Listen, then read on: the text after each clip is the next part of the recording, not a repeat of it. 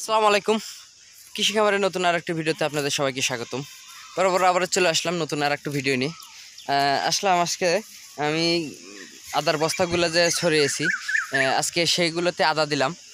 আমি দেশি আদা দিলাম আর কি। আর দেশি আদা দেওয়ার কারণও আছে, কারণ হচ্ছে আমি বাজারে আসলে ওই আদাগুলো পাই নাই। আর আমি দেশি আদা করারই চেষ্টা করছি, যে আসলে দেশি আদা করব। তো মাটিগুলা আসলে আবার নতুন করে আবার মাটি উপর দিয়ে দিলাম। এইগুলা যে আছে আমার পেছনে দেখতে পাচ্ছেন, এইগুলা মাটি আবার নতুন করে দিয়ে তারপরে ওই এদিক দিয়ে সাজিয়ে দিচ্ছি। এই যে ওয়ালের ধার দিয়ে, এই ওয়ালের ধার দিয়ে সাজিয়ে দিচ্ছি। এই যে একবারে পুরোটুকু ওয়ালের ধার দিয়ে দেবো, যে কটা এখন বস্তা লাগে আর কি। তো চলেন আমি আসলে ইয়াগুলো দেই, বস্তাগুলা এগুলো আগে ভরাট করি। এগুলো আগে ভরাট করে তার তো দেখেন আমি তিনটা চারটা করে আদা আমরা দিচ্ছি। এই দেন চোকালা, বড় বড় চোখ, এই চারটে আদা আমরা এখানে রোপণ করতেছি।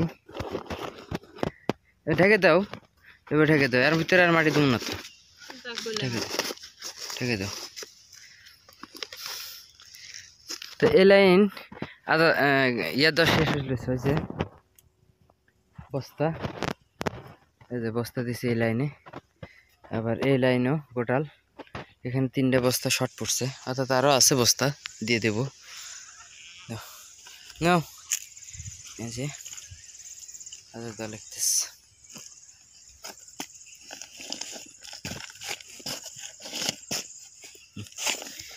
মাশাআল্লাহ আমার আদা দেওয়া শুরু হয়ে গেছে। এই যে আর এই বস্তাগুলো ভরাট করি। এই যে আমার দুইটা ইন্ডাস্টার,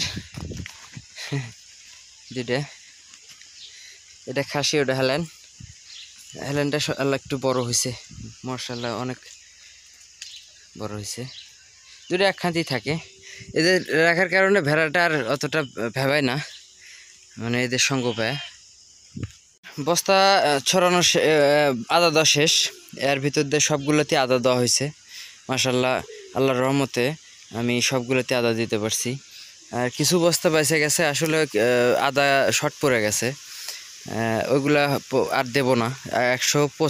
130টার মতো বস্তা আমি এই দুই পাশ দিয়ে দিলাম। আপাতত দেখি এটা যে পাইপ টানছি, দেখেন লম্বা করে পাইপ টেনে দিছি। এখন সামনে থেকে হালকা করে মাটির আর্দ্রতা আছে, তারপরও হালকা করে পানি একটু বৃষ্টির মতো করে ছিট দিয়ে দেবো, যাতে যাতে আমার ইয়াগুলো ভালো হয়, মানে মাটির একটু কম আসে।